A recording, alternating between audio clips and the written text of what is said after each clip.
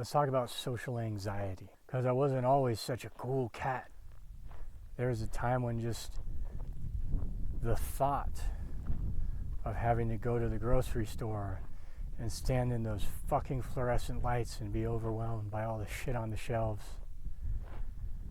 was terrifying. But the most terrifying thing of all was that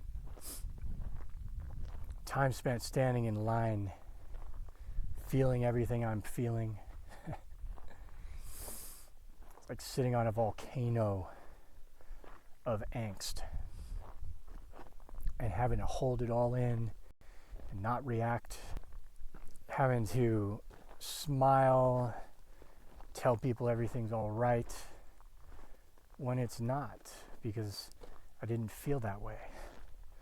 That wasn't my truth at all. So I wasn't in a place where I just wanted it all to end. Yeah, I felt that way sometimes, but I wanted it to really end. I wanted to go deep. I wanted to dig deep into it. So I'd spend all my time going home and doing introspection, self-analysis, treating myself like a problem to be solved. And I do think that's a valid approach. You might think I'm going to say, you're not a problem to be solved. No, I think you are. I know I was.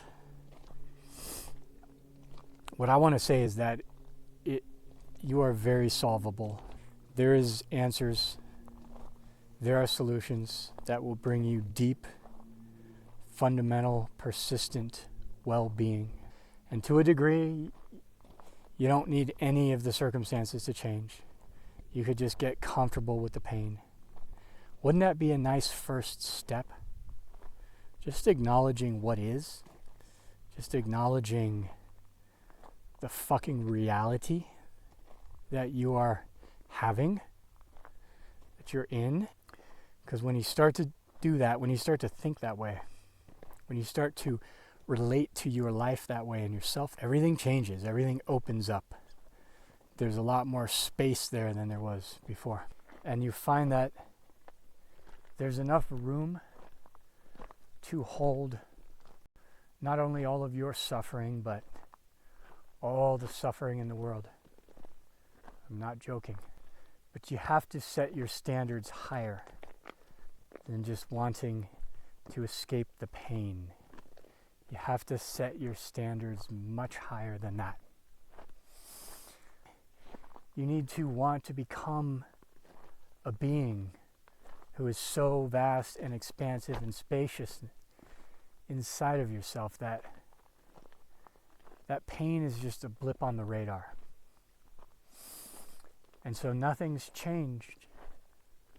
And the ironic thing is, when you cultivate that amount of spaciousness and love and compassion inside of yourself, many times the pain just dissolves.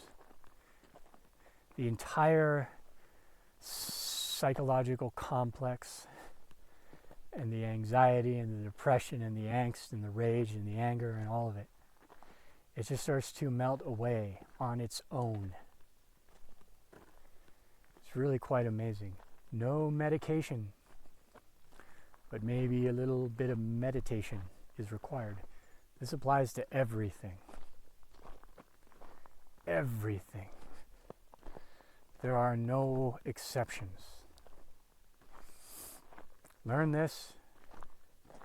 You can go to the dentist, get a root canal without any anesthetic. And it will be an intense yet ecstatic experience of life.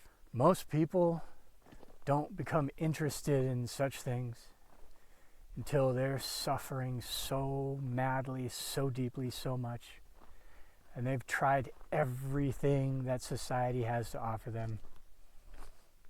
None of it worked. You're still the same suffering bag of problems that you always were.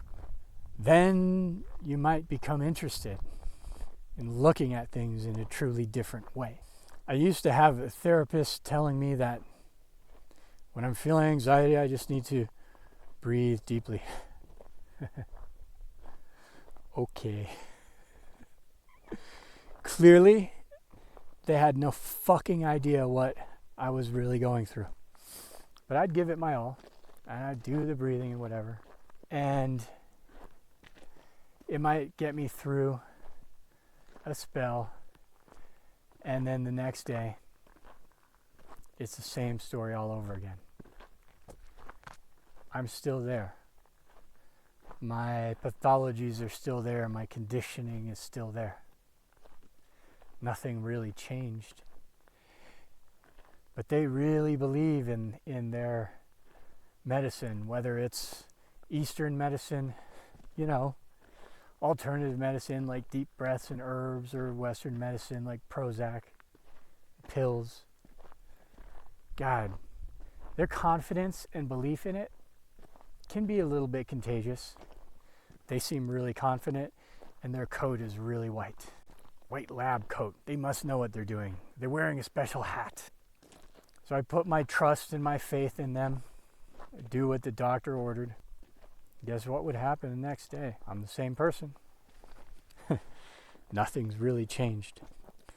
For people that suffer with things like chronic illness, like really, really, really bad stuff, where your experience of life is so horrendous, so fucking terrible, that death would truly be a mercy, and they're constantly bordering on suicide. Because, let's be honest, it would do the trick, in a way. But suicide is kind of like the ultimate pill. It doesn't solve the problem, and it doesn't change who you are. Although it will make the pain go away, just like a good breathwork session. It'll make that pain go away. But it's like a prolonged breathwork session that never ends. But it's not a real solution. So I'm speaking for the people who are not willing to take any pills. Whether it's an alternative pill or a chemical pill or a bullet-shaped pill in your brain, in case you didn't get that reference. I'm speaking to the people who are a no to all of that, because they want the real deal, and they're not willing to settle for anything less. These are the people I want to talk to. If you're still listening, you might be one of them. What I want you to know is that there is a light at the end of the tunnel, but it's probably not what you think it is. I know what it was for me. I don't know what it will be for you. But what I always had was faith. And I'm not talking about religious faith. I'm talking about faith in the truth. I always had faith that truth is real, like by definition. Truth is what we can speak about reality. You can trust in that. You might not know what's true and what's not, and that's part of the game here, but you have to believe that truth exists. Because reality includes everything that is. It includes the entire universe. All right, so maybe I'm getting a little philosophical here. For me, I knew that there was an explanation. There was an understanding to be gained. There was a clarity to be gained from what I was going through and about what I was going through. There was a state of mind I could achieve where I could see it all clearly. Every part of it, every little detail. Without science, without a microscope, and it all meant something. I would know it when I saw it, or when I felt it. There would come a time when I said, oh yeah, that's it. Just like that feeling when you thought that pill, that medication, or that breathwork session was gonna cure you for good. except it does. But what it cures is not the symptoms that you're having. Like I said, that's sometimes and sometimes not a byproduct. If that's what you're seeking, I do not think you'll find it. I'm not trying to make you feel depressed. You shouldn't. Reality is something to be celebrated. And my most faithful ally in reality, and my most well-calibrated compass for truth, has always been pain. Where the pain points, I go. And I don't go as a victim. I do not get pushed or dragged in the direction of pain. I choose to walk in the direction of pain and face it. Upright and with a fucking smile. Even if it's not a smile on the outside, I do have a big smile on the inside, and it never stops grinning. It is a big shit-eating death grin. Like when they used to give philosophers hemlock to poison them to death because they refused to stop looking at reality. So I'm not here to tell you what the one right thing is. What I want to tell you is something you may not have ever heard of or thought before.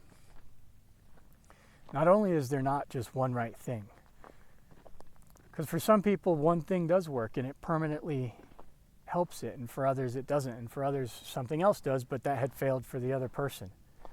Just thinking about this logically for a minute, how can that even be true? What is really going on?